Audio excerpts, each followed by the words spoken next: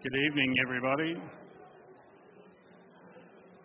If we could all find a seat somewhere and we'll get started.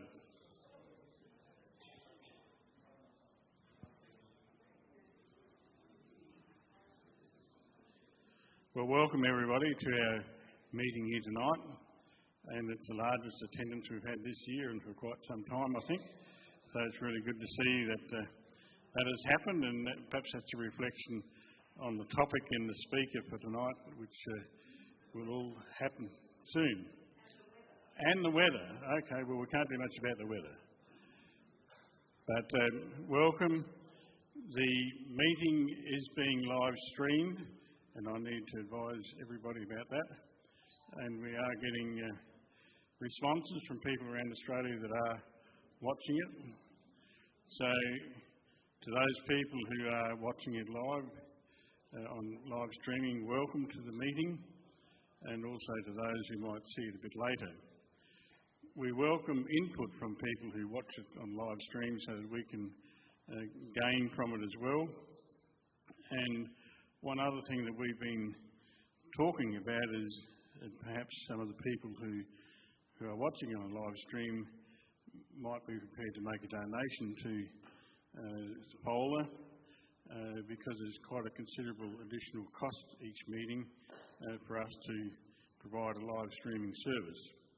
And so we're bearing that at the moment, but if anybody would like to make a donation towards it, it'd be most appreciative. And the additional cost comes in relation to the hire of this venue. If we hire the venue without using that equipment, it's one price. If it's with that equipment, it's $200 a night. So keep that in mind, those who are watching it wherever. So we hope that you enjoy tonight's presentation, but before that, I'll ask Lois to make a few announcements. Thank you, Jeff, and good evening. Lovely to see you here, and welcome to all of those who are watching online. I've got two meetings to report for the coming months. On April 13th, now note that date well, it's a couple weeks before you would normally expect to be here again or to be watching online again, but our speaker on April 13 is Dr. David Moore, a linguist coming from Alice Springs. And since he's coming from that distance, we have to take into account when it's suitable for him to travel to give a talk at our venue. He will be speaking about a relatively unknown subject. I think most of you probably have heard of the death of missionary Carl Strelo 100 years ago in 1922. And did you wonder what happened to the mission after his death? What did happen was normally a missionary gets replaced, but it took quite a while to find that missionary. And in the meantime, that job of running the mission was taken over by the teacher who had been appointed a few years earlier at Hermannsburg, Hermann Adolf Heinrich, Teacher Heinrich he is known as. And he had to take charge of the mission while the church was looking for a replacement missionary. And according to what David is going to tell us at our next meeting on April 13th, he did an excellent job. He got on very well with the local people. He was fluent in the local language. He was able to introduce changes that were important, and he dealt with many important visitors from overseas and from around Australia during that time, as we know from his visitors book that was kept there at Hermannsburg. So that's going to be a very special treat, hearing about the achievements of a teacher who suddenly became the manager running the mission in all its aspects until Pastor Albrecht arrived 4 years later to take over the mission. A very special subject.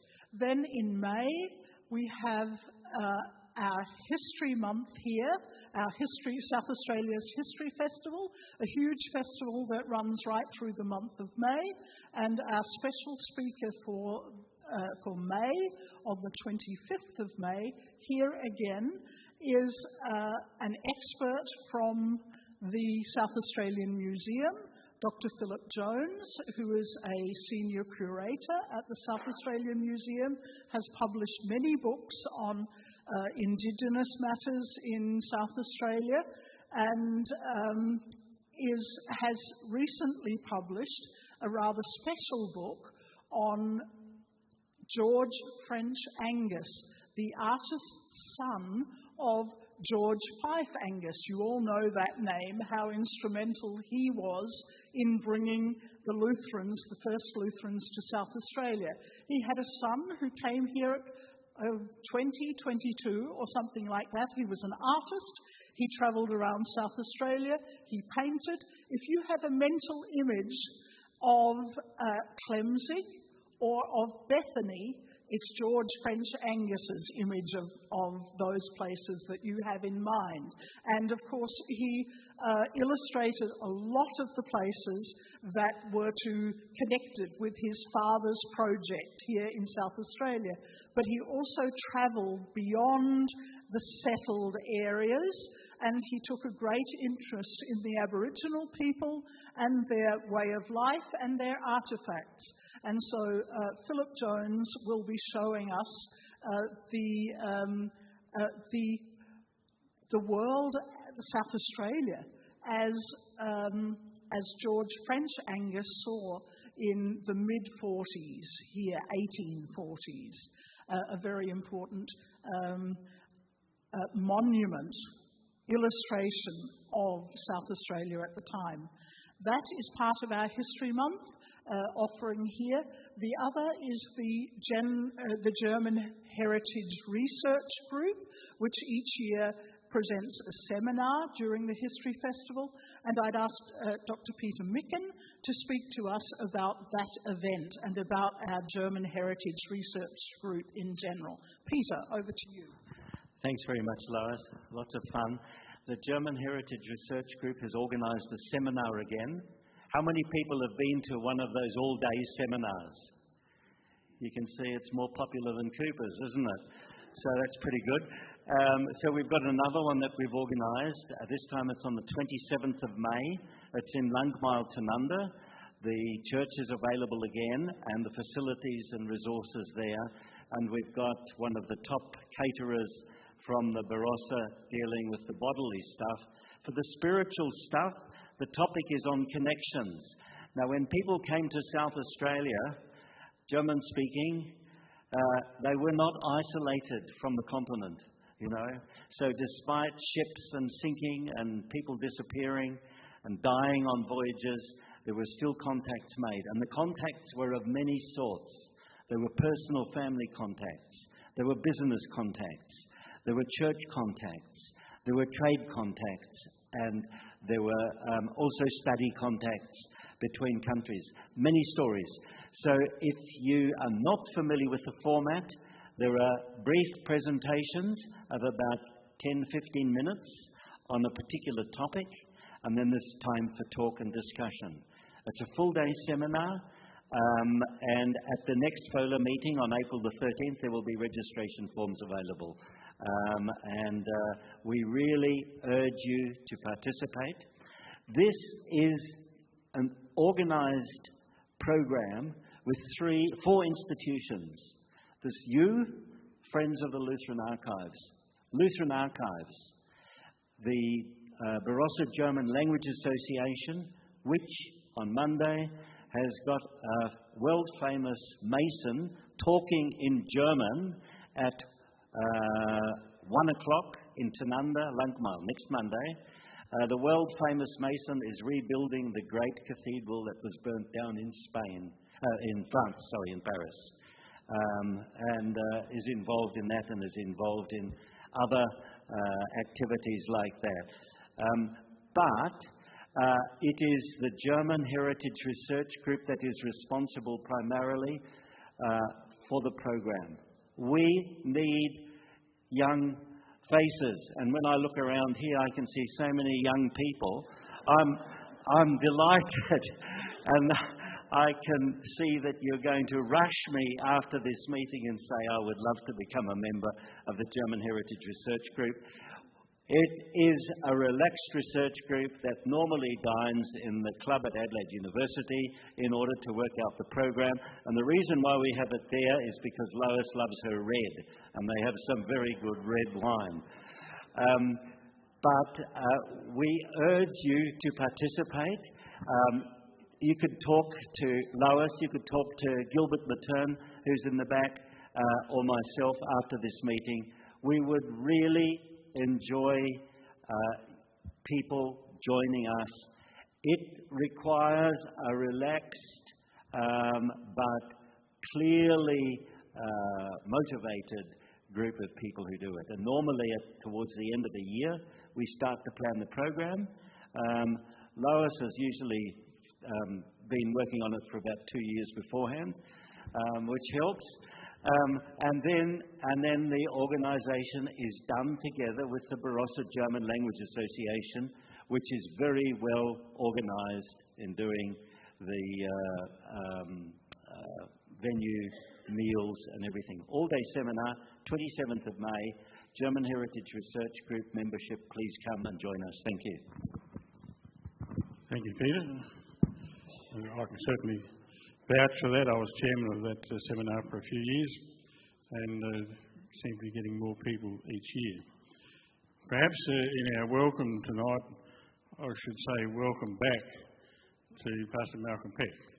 He's a member of our committee, and as you probably knew, he had a mishap at his holiday house at Smoky Bay on the far west coast of the state, and he had a trip to Royal Adelaide Hospital with the Royal Flying Doctor Service, and since been in rehab, and it's good to see him back here tonight, even without a walking stick and without any aid, so welcome back.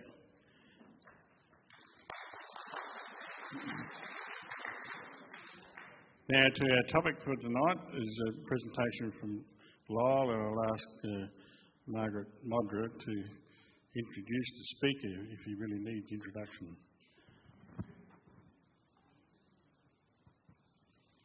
Thank you. As Jeff said, Lyall doesn't really need a lot of introduction because many of you would have known him when he was the archivist at Lutheran Archives. He retired from this role in 2014, but he's still a regular visitor at our FoLA meetings, for which we're very thankful. Lyall actually had another job before he became an archivist. He was a teacher. I suspect that he taught history lessons to his students. I don't really know, but I think he did, yeah. As that seems to be his passion. Lyall taught at Concordia College in Adelaide for 9 years and at St Paul's College Walla Walla in New South Wales for 18 years. He then became the archivist at Lutheran Archives for 19 years. Even though he retired in 2014, Lyall just can't keep away from the place. So now he works as a volunteer at Lutheran Archives on 2 days each week. Lyall is also president of the Wends Society, isn't he, Ruth? There are 2 ladies called Lois. When at the archives, he often has to defer to Lois. Speck, that is. However, he sometimes gets confused, as his lovely wife is also called Lois, but her surname is Kupke. Now, Lyall tonight is going to tell us about the early settlers of Bethel near Kapunda, Germans, Wends, Moravians, Lutherans and others. So please welcome Lyall.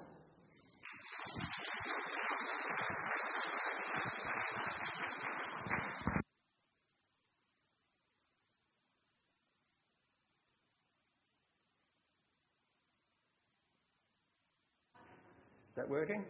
Yes. Well done, Bethany.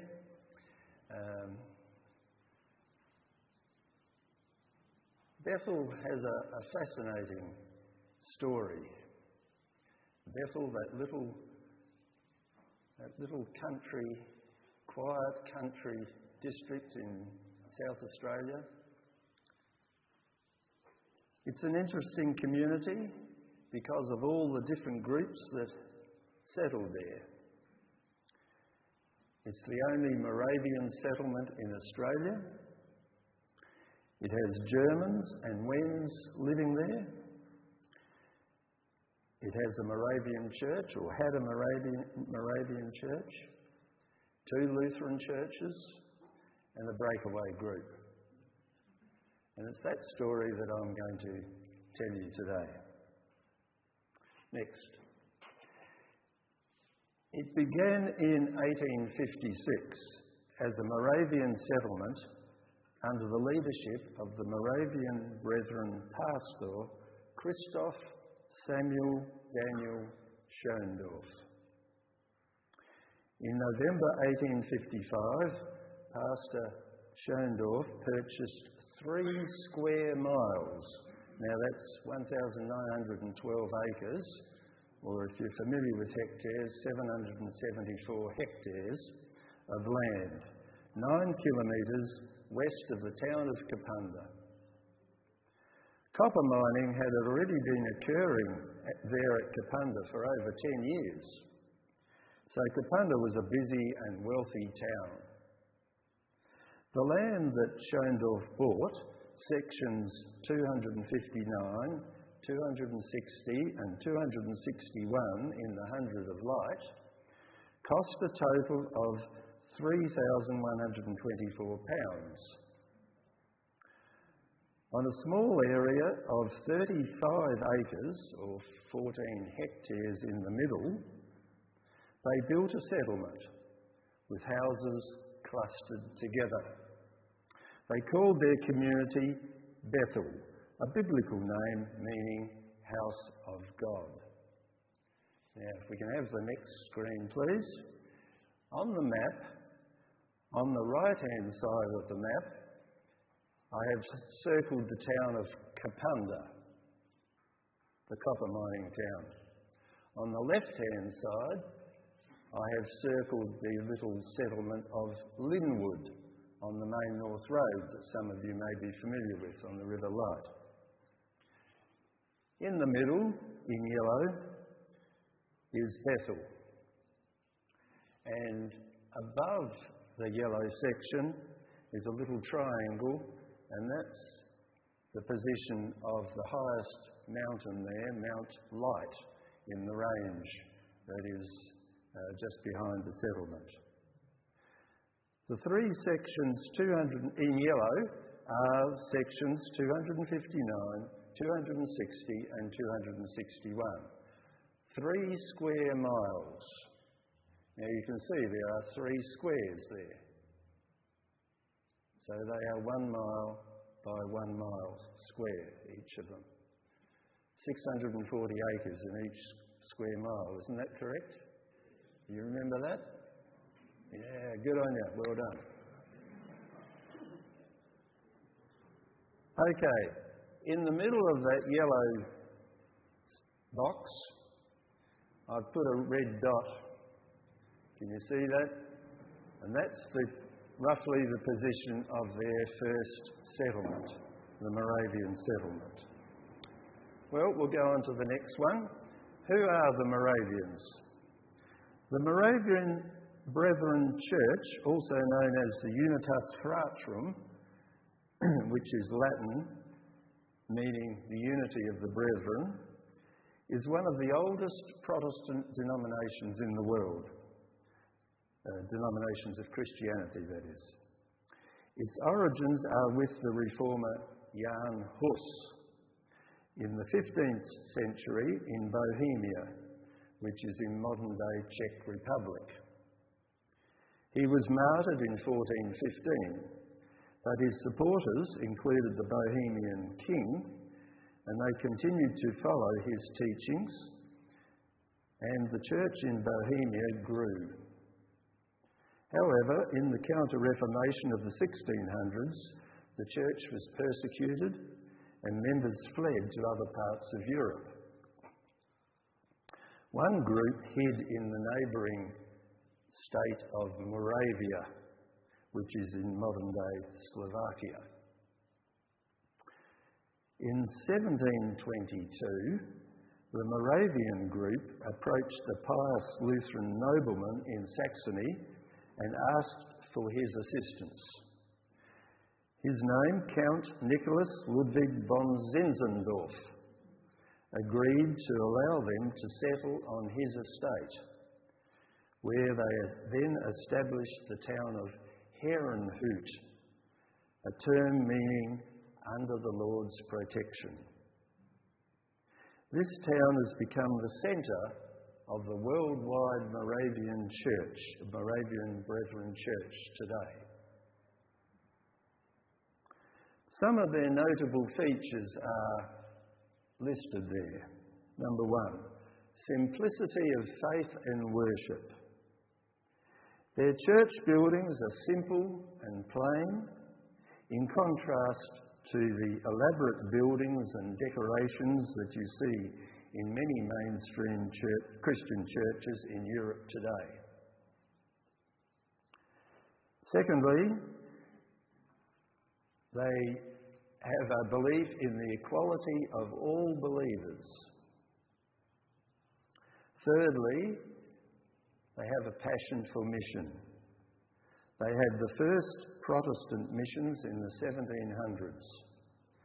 They sent missionaries all over the world, to Greenland, North America, South America, the West Indies, South Africa, many parts of Asia, and even to Australia. Here they had a short-lived attempt at Copperamana on the Coopers Creek in South Australia, just before the Lutheran missionaries came there in 1866. They had longer-lasting missions at Port Pearce on York Peninsula in South Australia, in the Victorian Wimmera near Dimboola, known as Ebenezer Mission, in the Gippsland of Victoria at Ramayuk, and at several places in northern Queensland. A fourth feature of the Moravian Brethren is their community living. They endeavoured to live in close communities with enough people of different trades and skills to enable them to survive without needing help from others. Now, to illustrate some of these, I'll show you some photos I took at Herrenhut a few years ago. Next one.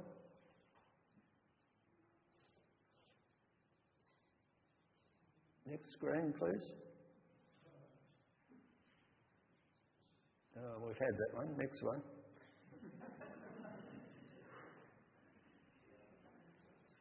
Should be a photo.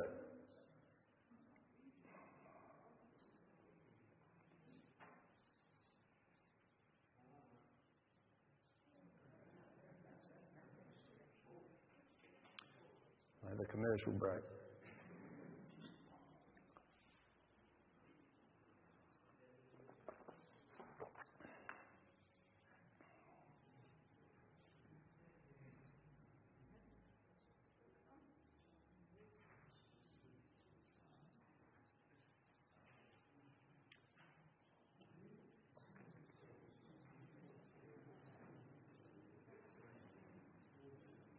That's it? Thank you. Look at this photo of their church at Herrenhut. Notice, first of all, the simple pews. Probably not very comfortable. Fairly basic, more basic than the ones you're sitting in. On the left, you will see at the front of the church a raised platform on which stands a simple table and a chair for the preacher to sit in. No fancy altar that we are familiar with, like this. On the side, you can see the gallery with the pipe organ. Music is very important for worship in their church. They have their own Moravian hymn book. Next, please. Look at the outside of the church and contrast that with the large and beautiful church buildings of Europe. It's hard to recognise this building as a church. It's just another building. Next, please. Now we go to the cemetery at Herrenhout. Next.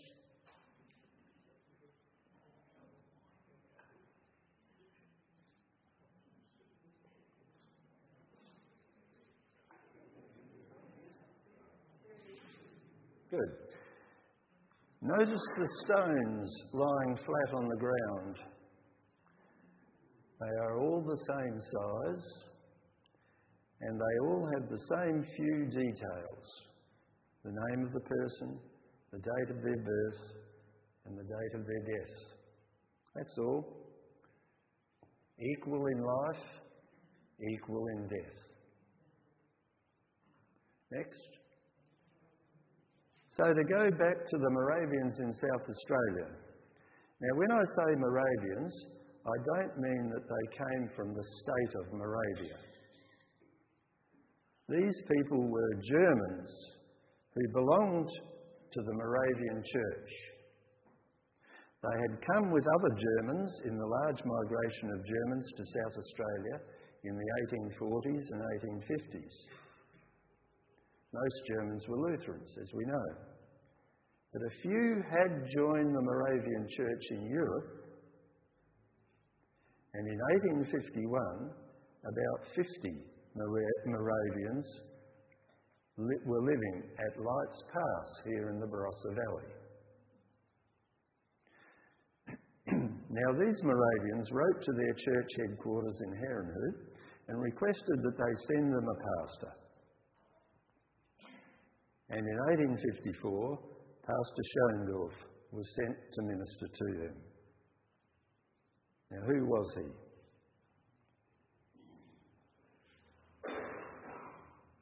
He'd been born in Mecklenburg in the north of Germany in 1814. In 1837, he took a job as a bookkeeper or accountant at Kleinvelka, a little village near Bautzen in Saxony, which was a Moravian settlement. He was very impressed with the Moravians and applied to join them. In 1839, he was accepted into the Moravian Church. And while living in this community, he also learnt the Wendish language, because he was close to Bautzen, to the city of Bautzen, which was the centre of the Wends in this region. So, who are the Wends is the next question. The Wends are a Slavic people who have lived in Central Europe for the past 1,500 years. They're different from Germanic people. They have a distinct language, similar to Polish or Czech, and distinct customs and traditions. As the Germanic people moved eastward through Central Europe 1,000 years ago, they came into conflict with the Wends and eventually conquered them.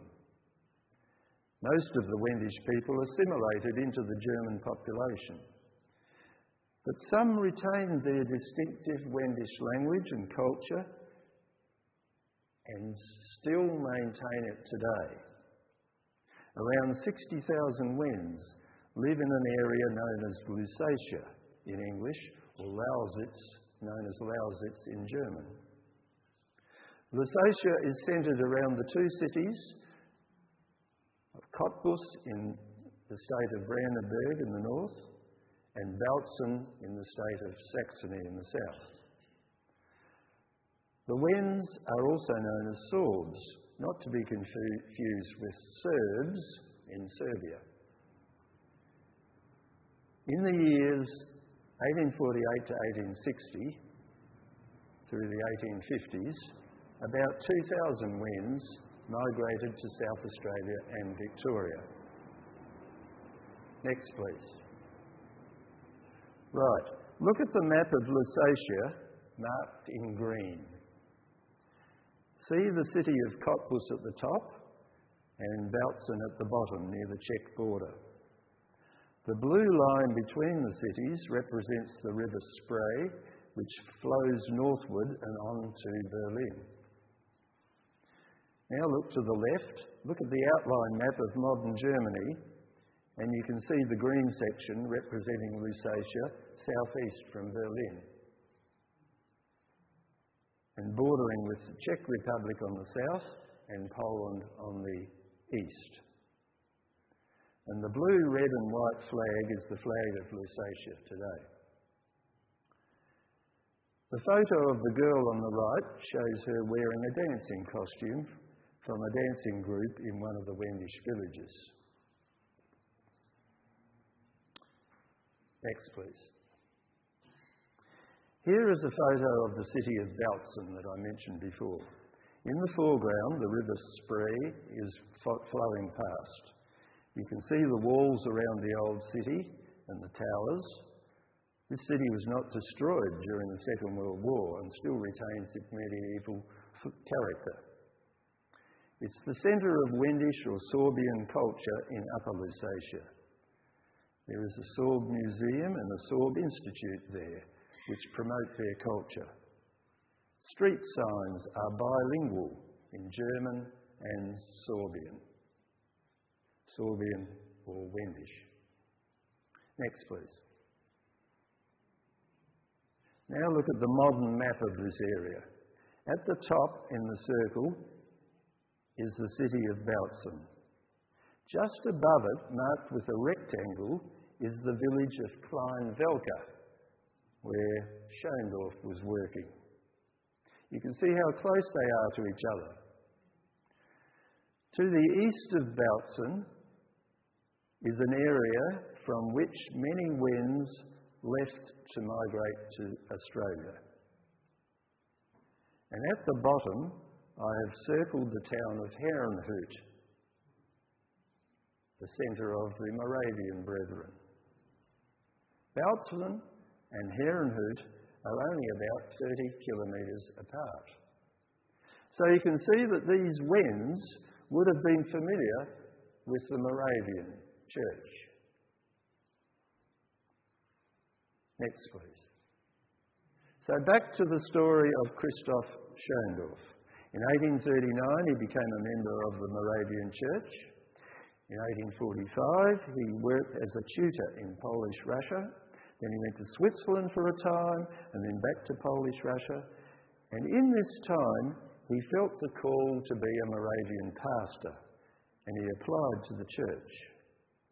In 1853, they ordained him at Klein-Velka and sent him to South Australia to be the pastor to the Moravian community at Lights Pass. He was 40 years old when he arrived in South Australia, and the Moravian families in this community included the names John or Jön, Homsch, Kornetsky, Rody, Schröter, Walscott and Winter. A few kilometres from Lights Pass was the settlement, or is the settlement, of Ebenezer.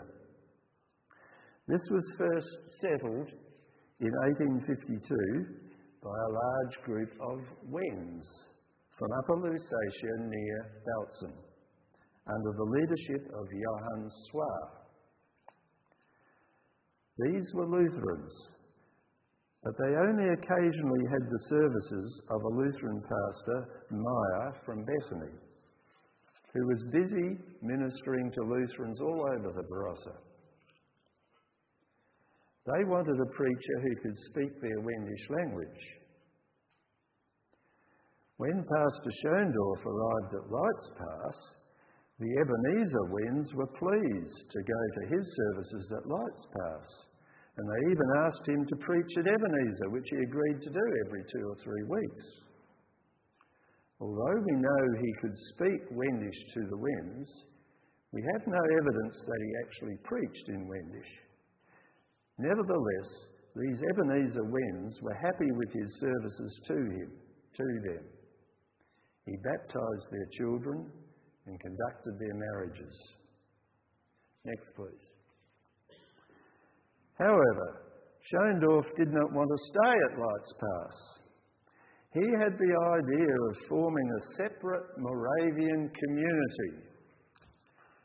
And so he bought this land west of Kapunda and in 1856 started the settlement of Bethel. The Moravian families that joined this settlement in the early years include the names Schoendorf, of course, Arnold, Goy, Gödicke, Gruhl, Hastings, Hilbig, Homsch, Kirsch, Kornetsky, Kruger, Linke, Peltz, Schmidt, Thomas, Vogt, Wagner, Wenke and Winter.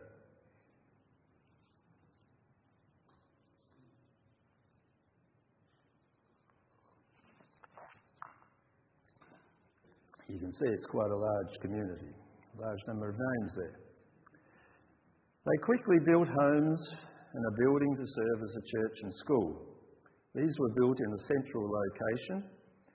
Remember that map, the yellow? These were built in a central location, and at first the people lived together in a central village. Land was then subdivided into 80 acre blocks and shared amongst the different members. However, it didn't take long before the people realised that it was impractical to live centrally and travel out every day to work on their distant blocks. And so they began to build their homes on their blocks, and the idea of a community village of Moravians eventually came to an end. At the same time, the surrounding land was being bought by other settlers, and many of these were Germans and Wends, and here are some of their names. No, go back, please. Yeah. Here are the Germans: Becker, Fiegert, or originally written in the register as Fickett, Grefer, Gregor, Hübner, Just or Just, Klenner, Menz, Feiler, Rodi, Scheer, Ulrich, Wehr, Weikert and Weiss. They were all German Lutherans. And then there were Wends, Albinus, Altus, Dake or Dirke, Kubash and Wenke. They were Lutherans too. These were Lutherans, but like the Ebenezer Wends, they were happy to attend the services of the Moravian pastor Schoendorf in the Bethel church. He baptised their children and conducted their marriages and burials. Now next. One of these, Peter Dake, built a school on his land in 1860 because he said that the Bethel school conducted by Schoendorf was overcrowded. And his school was known as Steintal. Now, I've circled that in blue. And the red writing in the middle is the position of that Steintal school building. And you can see it's right alongside that yellow section which the Moravians owned, and all the way around those other little smaller blocks. They're all smaller blocks, usually around about 80 acres, were bought by these German and Wendish settlers. Where are we? So he built this school at Steintal. And when Lutheran pastors occasionally visited this district, they would also preach there to the Lutherans. At other times, many of the Lutherans attended the Moravian services at Bethel. So there was good relations between them. At this point, I wish to mention that the records of baptisms, marriages and burials, which were started by Pastor Schoendorf at Lights Pass and continued at Bethel, are really some of the best church records I've seen. They're at the Lutheran archives now and can be inspected there. From these records, I have worked out which were the Moravian families and which were not. And I want to demonstrate that today. So we'll go to the next one. The baptism records follow a pattern. Date of birth, place of birth, date of baptism, name of child, name of parents, name of godparents. Now the key to this is the place of birth. On this entry, the place of birth is mentioned, and I've put it in yellow, and it's in German, of course, German writing, which a few of you might be able to pick out. Wurde bei Bethel, section number 255, geboren. And that means born near Bethel on section number 255. Now, section number 255, if you recall those numbers I gave you before, is not one of those inside the Moravian settlement. It's outside the Moravian settlement, and so these people would not have been Moravians in that original Moravian settlement. Let's look at the next one. This one, in this entry, we have the words Wurde hier in Bethel geboren. That means was born here at Bethel. Now that suggests they were part of the Moravian settlement, doesn't it? And we'll look at the next one. Wurde in Bethel al hier geboren means the same thing. It was also means was born here at Bethel, suggesting that this family also was part of the Moravian settlement. And the next one, this one says, Wurde here in Bethel, section number 260A, geboren. That translates as, was born here at Bethel on section 260A. Section 260 was part of that Moravian settlement. So these were members of that community. We get other clues in the marriage records. We'll go to the next one. This records the marriage between, in yellow at the top one, I've got there, the Junggesell, Andreas Lischke, and in the bottom yellow, Jungfrau, Marie Altus. That is between the bachelor and the maiden, or unmarried woman. All right? Let's look at the next one. Right, this one's a bit different. The next one says it's between der ledige Bruder and the ledigen Schwester. That is between the unmarried brother and the unmarried sister. The use of the terms brother and sister suggests that they were Moravians. And finally, the next one, next example. This one's a marriage between der Junggesell, the bachelor, and the ledigen Schwester, the unmarried sister. So this suggests that the man was not Moravian, but the woman was. As well as that, the Bethel burial records are really most detailed obituaries, and sometimes they even mention the date when the person joined the Moravian Church. And so as a result of this investigation, I've compiled the following list of early members that I showed you before, but there it is again. The Moravian families, Schoendorf, Arnold, Goy, Godeke, Gruhl, Hastings, Hilbig, Hompsch, Kirsch, Kornetsky, Kruger, Linke, Peltz, Schmidt, Thomas, Vogt, Wagner, Wenke, Winter. We'll hear some of those names again later. And the Germans are there again, and the Wends. The Wends, just to repeat them, Albinus, Altus, Dake, Kubash, Wenke. Right, next. So to return to Steintal, today only the cemetery remains. That was alongside the school. Here is the grave of Peter Dakey, who died in 1906, on the left there. And the other picture on the right shows some other graves. And the next, back to Bethel. Schoendorf remained as pastor there for just over 20 years. But life in the Moravian settlement wasn't always harmonious.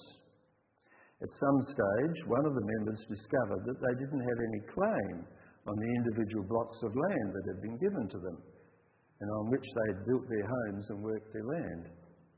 The ownership of the whole block of 3 square miles was still legally in Pastor Schoendorf's name. This was eventually settled in a court case, with Pastor Schoendorf continuing to hold the title, I believe. But over time, Schoendorf's health declined, and in 1877 he retired to a large house that he had built for him. And no, go back.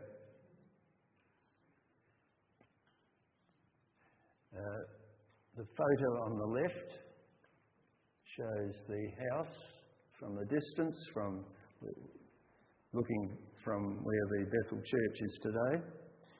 It's out in the middle of a paddock there. And on the right, you can see that it is in ruins today.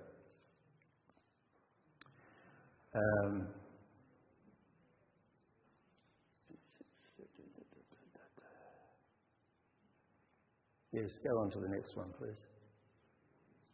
That's a close-up of the ruins again, and on the right is a picture of a well-constructed underground tank, constructed with bricks, that is still there today. It seems that some disagreement developed between Schoendorf and Jacobi. Move on to the next one. Yeah, leave it there, please.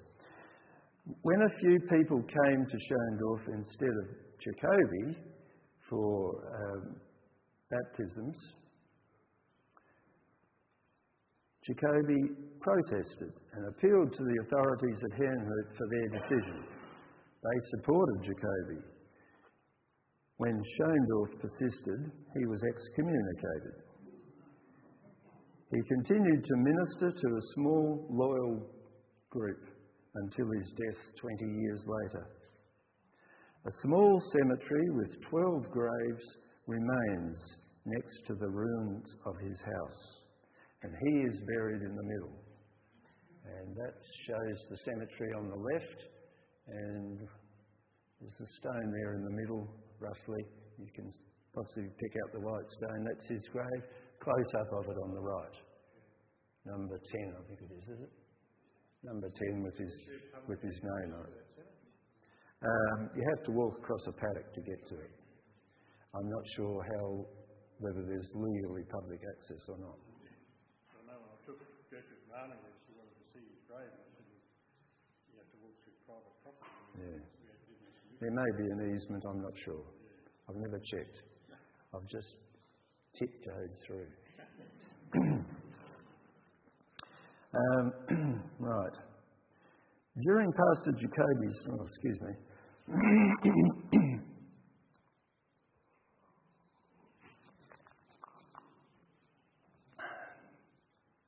During Pastor Jacobi's time, some members moved to York Peninsula and purchased larger blocks of land to farm around South Kilkerran. They established a Moravian congregation there, and Pastor Jacobi visited them regularly. Next, please. In 1891, Pastor Jacobi died and was buried at Bethel. The Moravian Church then sent out Pastor Butt. He is noted for his decision to build a new substantial church. Here it is, the present church building, built in 1895. Note the inscription on the front wall. Close up of it on the left, the words Bruderkirche, Brethren Church.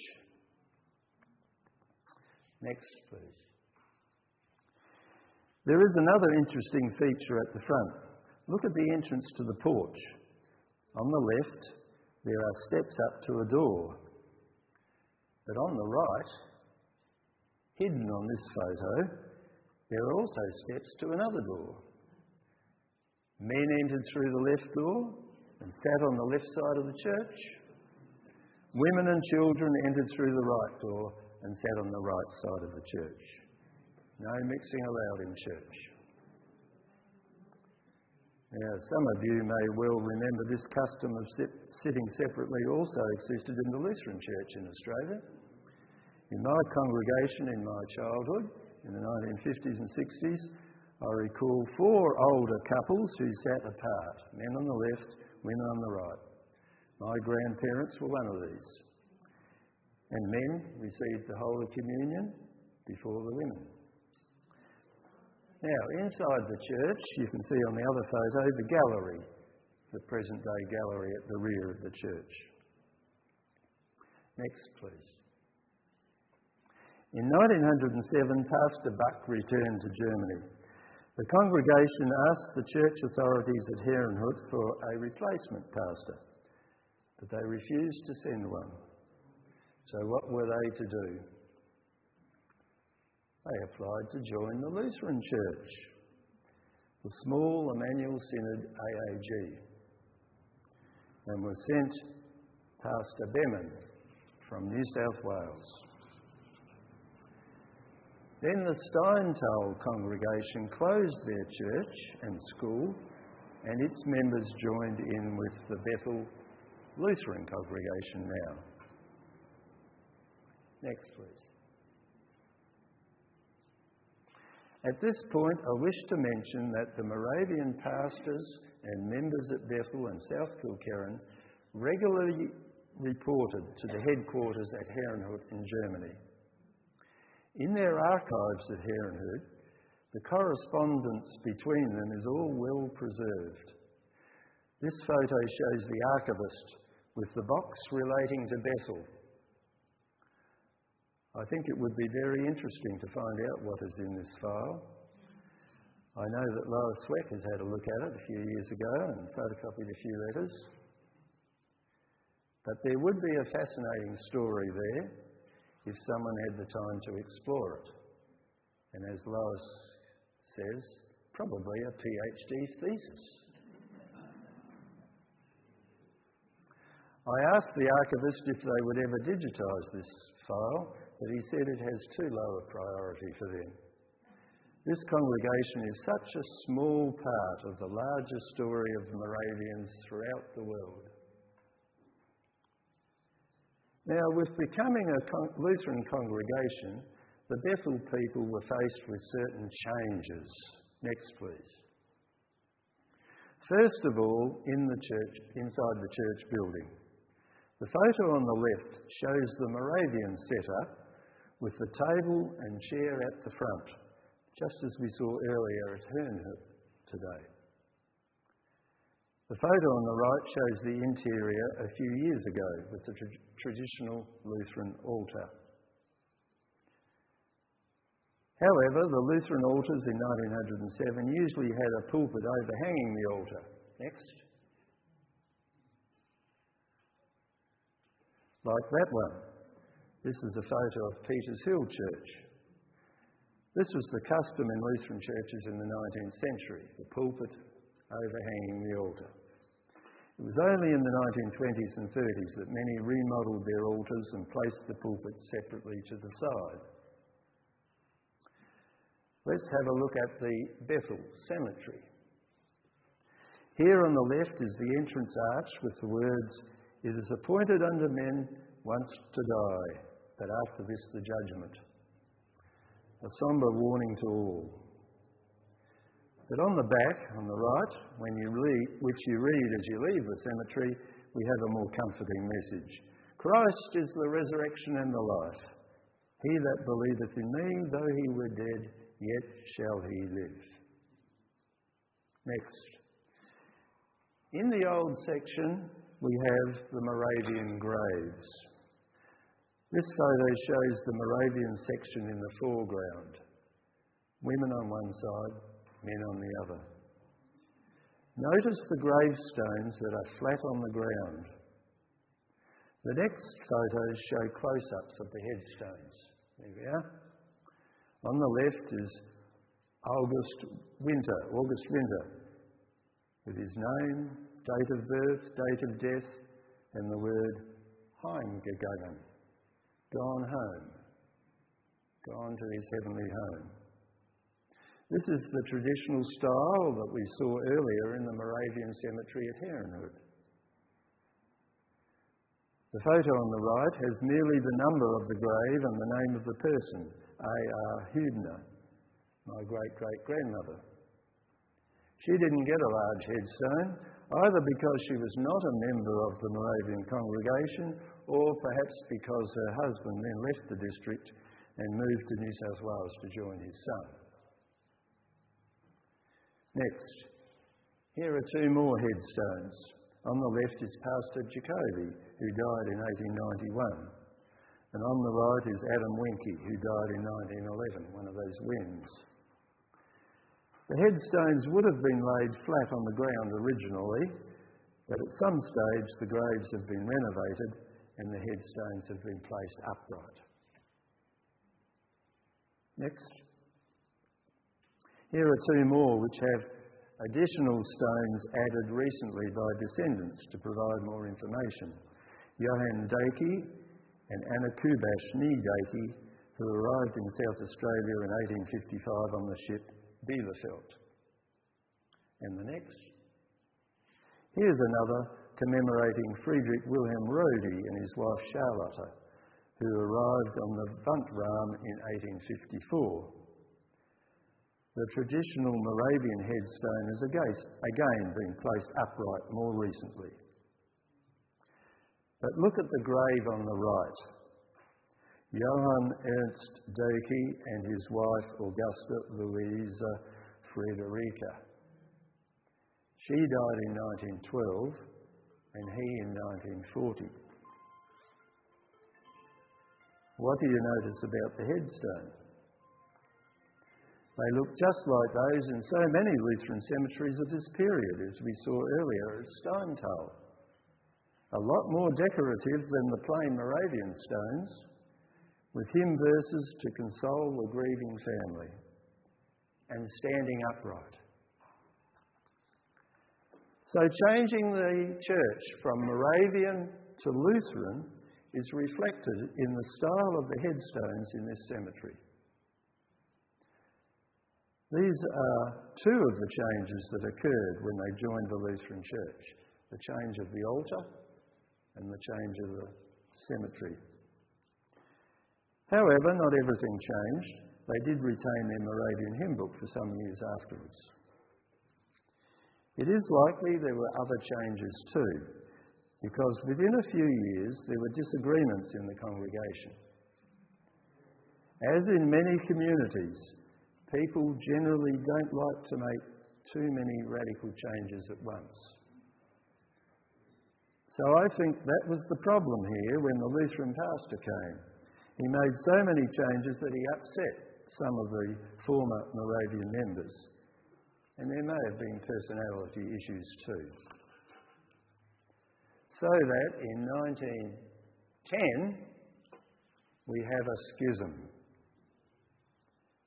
It came about this way. There were two travelling preachers going around country South Australia preaching the gospel message and endeavouring to make converts to Christianity. One was an Irishman by the name of Sam Jones. The other was a New Zealander, Jim Murray. Upon hearing of the disharmony at Bethel, they decided to go there. While walking along a road, they saw a man working in his paddock and spoke to him. His name was Herman Goy.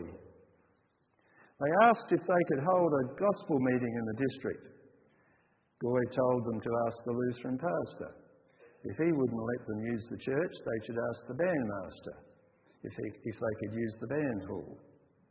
If both refused, he said they should come back to him and use his home. Both Pastor Beman and the bandmaster refused them, So they returned to Hermann Goy and held a meeting in his house. Those who were unhappy and had complaints about the Lutheran Church continued to attend the regular meetings that were held there in this house. They were attracted to the message that Sam Jones and Jim Murray presented. Pastor Behrman was concerned that many of his members were attending these other gospel meetings, and he gathered the people in the church to discuss the matter. When he started to condemn those visiting preachers, 24 of those present got up and walked out. And their names? Matz, Goy, Vogt, Schmidt, Dakey and Linke.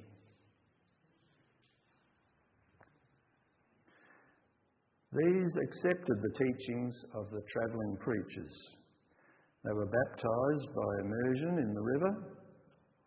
They never returned to the Lutheran Church, and their descendants still remain part of this church today. So next, what is this church?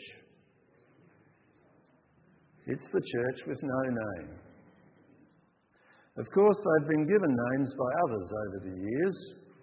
Go preachers, 2x2s, the Way, tramp preachers, Irvinites, Cooneyite, Christian conventions. The name 2x2s reflects their practice of preachers always being in pairs. They followed the pattern set by Jesus when he sent his disciples out in pairs to preach, as recorded in Matthew 10, Mark 6, Luke 9 and Luke 10. Their origins are in the Irish Evangelical Revivalist movement from 1899 on.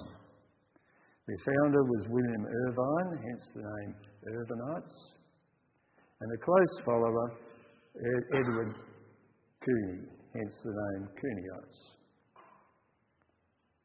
The movement spread rapidly to Scotland and England, and then preachers went to the USA, Australia, New Zealand, Germany, South Africa, South America, China, and all over the world. Within a few years, thousands of converts were made.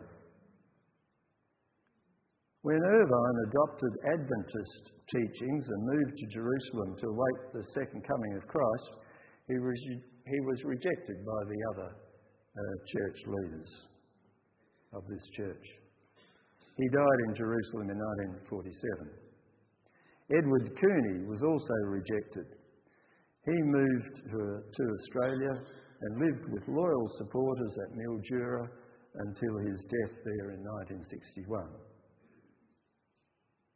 Because this church often attracted Christians who were dissatisfied with their Christian denomination, this church was accused of enticing people away from their churches. Consequently, they were strongly attacked by the mainstream churches, and the name Cooneyite was used in a hostile way by their opponents to describe them. However, the members of this church call themselves Christians, and of course don't like the name Cooneyite being given to them. So I will not use this name, but to identify them, I will call them the church with no name. In the last year, I have come to know one family who are descendants of the Bethel breakaway group. They are still members of the church with no name, and they have shared with me their beliefs and experiences. I value their friendship and their openness with me about their church as I've tried to understand just what happened at Bethel in 1910. And I don't wish to disparage their church in any way. I believe they are sincere Christians who wish to worship God in their own way. Next. Oh, that's it. This church could be described as a home church. They have no church buildings, but they worship in homes and public halls. Sunday worship is conducted in their homes, in small groups, and gospel meetings are held during the week for larger groups.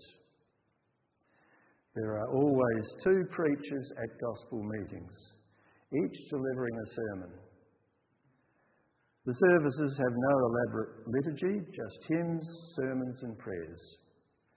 They have their own hymn book. The preachers work together in pairs. They're generally unmarried. They have no fixed place of abode, but they move around from family to family. There is no large, obvious organisation or bureaucracy. I expect that there is some accepted hierarchy within the preachers. Next. They hold annual conventions in each state of Australia and in other countries too, in the world. In South Australia, they are held on the property formerly owned by Herman Goy at Bethel. Members from all over South Australia come together for a number of days each year. The gatherings have become so large that they hold 2 conventions in consecutive weeks to accommodate everyone. And a third one is even held at Wilmington for the people of Eyre Peninsula. They do not provide much information about their church to the public. For this reason, they've been accused of being rather secretive. The most readily available information about them is provided by members who have left their church.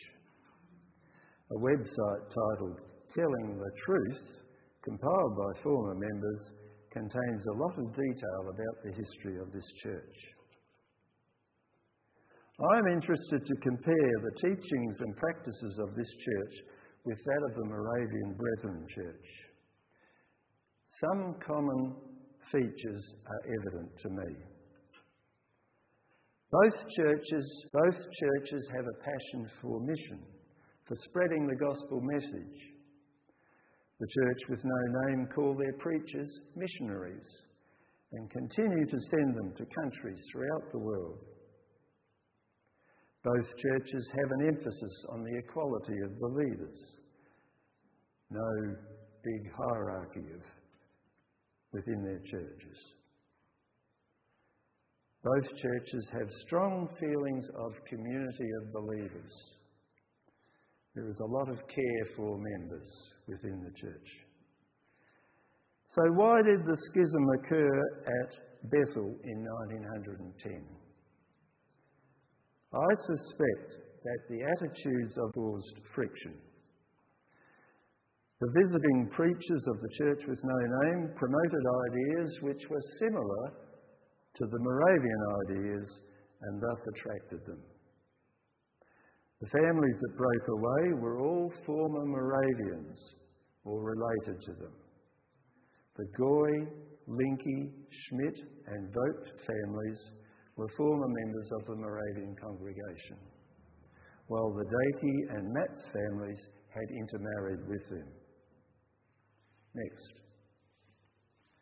So what is there at Bethel today? The Moravian settlement is long gone. Descendants of the Germans and Wends still live there. With the changes in the farming industry over the last 50 years bringing the formation of larger farms, the number of people in the district has dramatically reduced, as has happened in all country districts. However, the Lutheran Church remains as the prominent building in this district and is still used. The small congregation worships there each week, either with a pastor or with a lay reader. The cemetery is still maintained and used. Not far from the church, on Church Road, is a large commercial chicken farm. And over the hill, there is a buzz of activity in November each year when the church with no name hold their annual conventions on Herman Goy's old farm. Well, thank you for listening to that story.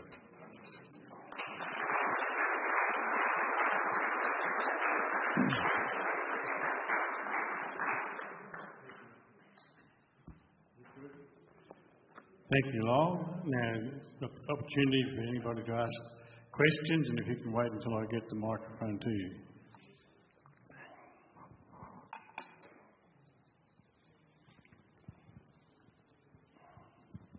Thank you for the most interesting talk.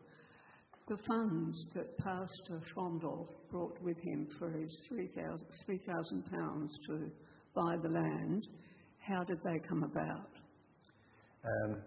He borrowed a lot of that money and had to pay it back over time, obviously, from like most people who bought land and still buy land. Okay, any others? Yeah. I found this very interesting for two reasons. I came tonight because Lyall and I have had many talks down through the years about the Fegit family, which is my mother's family, and the history book, the Fegit history book, claims that we are Wends, and of course Lyall has maintained that they're Germans. I must see the marriage certificate because Anna Autus married August Fegit. And there's a very romantic story in the Autus book, which I found just by accident going to the Kapunda library. It was sort of meant to be. Anna was 10 when the Fegits arrived, and their arrival with their 8 sons and 2 daughters in 1856 was, of course, great. Amazing, really. And Anna took one look at the oldest son and said, "I'm going to marry you." And when she was 19, she did exactly that. Now, Anna Fegit is in the cemetery. Her grave is there, and I've seen it, and I've taken photos. My great-great-uncle is buried at Rymey, where they moved to for a while. When he died, she moved back with her daughter, who was still living at Bethel. But the other thing has just blown me away, I have to say. My English grandparents, my father's family, were in the way. And they were English migrants, and they had a really bad run, which I won't tell you about. But anyway, there were 5 sons and 1 daughter, and in the way, they were called, took them under their wing. And we were led to believe they were break off of the Plymouth Brethren, and they were very, very strict. My grandparents were not allowed to actually mingle with anybody who wasn't in the way. And of course, my father was a racing driver and very, well, he was that kind of a bloke. And he married my mother, and he was not religious, and he was completely just cut off until I was born. And then my grandmother decided she'd rewrite the rules a bit. So I was just amazed that was where they came from in Bethel. It's been fascinating. Thank you, Lyall. And I look forward to seeing the wedding certificate of August Fegit and Anna Autus, because I'm quite sure it may really, for once and for all, unveil who we actually are, German or Wendish. Yeah, have a look. Yes, I think I've always said to you, the Fegits didn't come from that area in Lusatia, and they're the only ones we know for certain were Wendish when they came to Australia. Of course, Wends covered a larger area of Europe, and as I said earlier, they had assimilated into the German population. But maybe there were a few here and there who still maintained some of their Wendish language and custom. There's a large, and it's either Wendish family speaking German or German family speaking Wendish. And my girlfriend, when we were outside the church, would you believe, looking up, she's perfect, it might be Wikimedia, and she found it. She found, and it was in 1856, and my family had arrived in 1855, big family, and I would think somehow that made its way down to Wikimedia. But I can honestly say I don't remember whether they were a German family who spoke Wendish or a Wendish family that spoke German, but it was actually in Wikipedia. Thank you. Now, Lyall mentioned earlier on about Herrnhut in Germany. How many people have been there? Herrenhut. Where the church is in Germany, the original Church of the Moravians. So quite a few of you have been, I've been there as well, in the cemetery. Certainly if you go to that area of Germany, don't miss it. Yeah. Lovely town. Very interesting museum there, which contains items that the missionaries all over the world, Moravian missionaries all over the world, sent back to Herrenhut, and they're on display there. And Okay. Any other questions? Did you put your hand up, Ira? Hang on, wait a minute. Followers of the way. My great-grandfather's brother had a number of sons who went to the west coast to open up the land there. They were dissatisfied with the church, and I don't think they had anything to do with it. The Cooneites came across them in about 1918 or 19, and 3 of them became members. And their descendants are still members. So I've got a whole branch of my family. Interesting. The brothers all married 3 sisters from Adelaide, reasonably well off. And the family was so upset when they married these sons from the country. Okay. I've got a question. You asked who's been to Herrenhut. Who's been to Bethel? Who's been to Bethel in South Australia? Yeah. A few of us, yes. I went to the 150th anniversary, and the booklet's quite good, but it never mentioned the breakaway group. It's very interesting. Thanks, Lyall. Okay. Yeah. Yes. At the back there.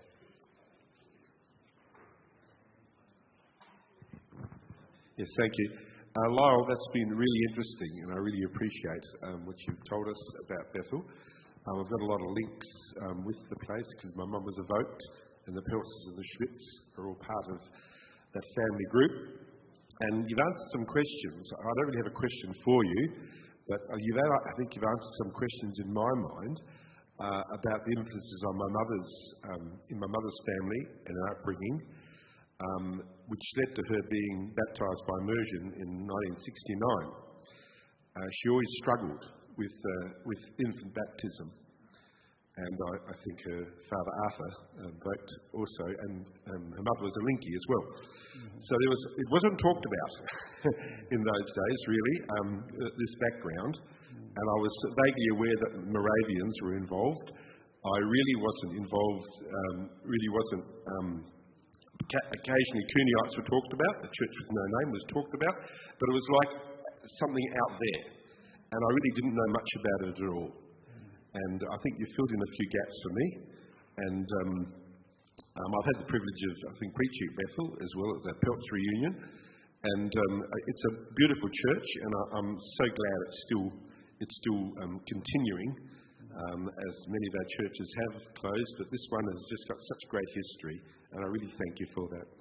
Thank you. Of course, you can remember the Pinery Fire that went very close to that church. That's right. Yeah.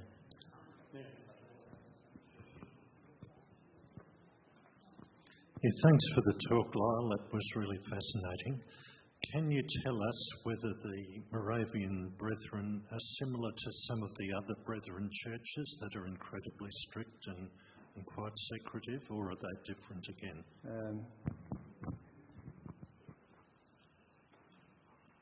I'm no authority. I don't think they're as strict, is my impression.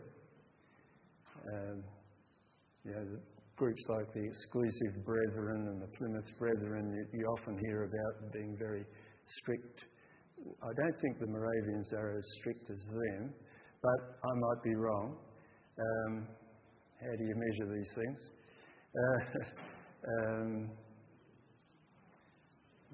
What else can I say?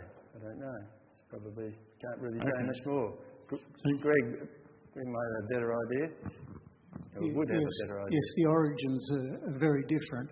The Plymouth Brethren often known as the Derbyites, from Plymouth in England, 1840s, something like that. Much more recent than Moravian. Yeah. Yes, I think that point you make, the origins are different, probably indicates different attitude, different practices and so on.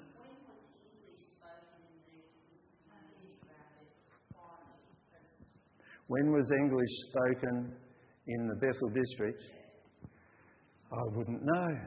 I could only imagine that it was probably around about the same time as in many other districts in South Australia. After the First World War, 1920s probably, when many of our ancestors decided that they'd better not speak German anymore, particularly in outlying regions where they were in a minority. Only in the Barossa area where there were a majority German Lutherans did it probably remain a bit longer. Just wondering, the two missionaries, the one from Ireland and from New Zealand, did they know each other? Did they know each other? Yes. Oh, yes. Before they came out. I'm not too sure. I'd have to have a look up the website about their story. Sam Jones, I think, was over in Western Australia before he came to South Australia, and I don't know that I don't really know all the details there. Okay, I think we might need to draw this to a close as a question time for now, and you're welcome to all stay for supper, and you're all welcome to speak to Lyall afterwards. So on behalf of our group here tonight, I'd sincerely like to thank Lyall.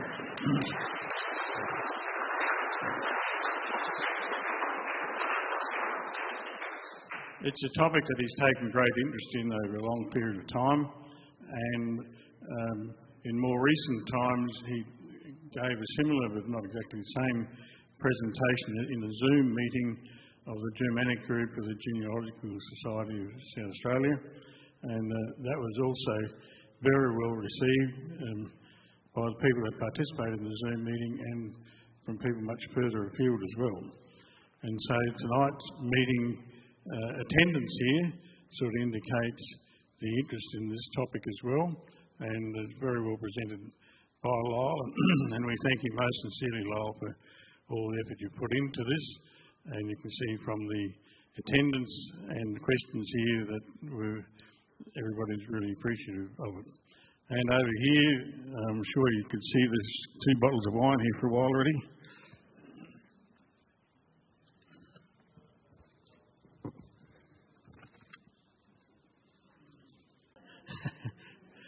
So thank you all for coming tonight. I hope you can find your way to get here again next month for the next meeting. And we've got a wide range of interesting topics coming up during the course of this year. So you're welcome to stay for supper. And as I mentioned last time, I think the supper conveners would appreciate somebody else to sort of help them sometimes. So if you are able to help with the supper out in the kitchen, please let me know or let Gary or Naomi know, and we could work something out. Thank you too to the people who operated the live streaming service. If you see all the instructions of what they're meant to do and how it's meant to work, you nearly need a university degree to operate that stuff. So thank you to those people as well.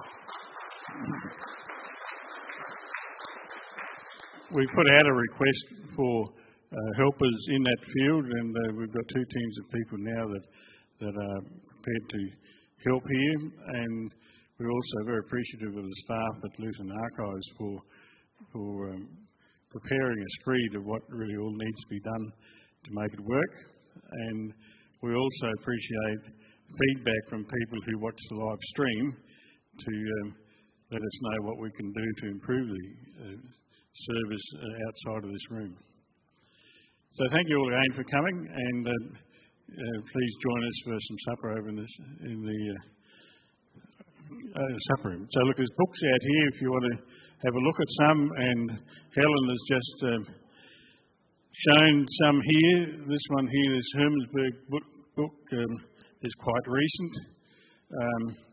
We had 400 copies printed, and it sort of cost us a bit of money, and we've already sold enough books to cover the printing cost a few weeks ago, and it's still selling well, not only within FoLA but within Central Australia, within government departments, with other people who are interested in Aboriginal affairs issues.